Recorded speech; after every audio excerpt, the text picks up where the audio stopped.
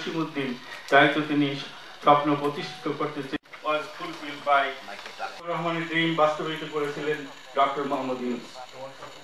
মীর মোশাররফ হোসেনের কাব্য আল্লাহ আল মোহাম্মদ দস্তগীর এবং ডক্টর আহমদ আলীর ছেলে ডক্টর শওকত আলী এখানে আমার সঙ্গে বসে আজকে দেখা যায় আজকে যুক্তরাষ্ট্র করে গেছি এই জিনিসটা আজকে প্রমাণ হয়েছে। বন্ধুরা আমার আজকে আহমেদ প্রবীণ সাংবাদিক, আমি ঢাকা প্রেস ক্লাবের প্রাক্তন সভাপতি প্রাবন্ধিক জনাব মঞ্জুর আহমেদ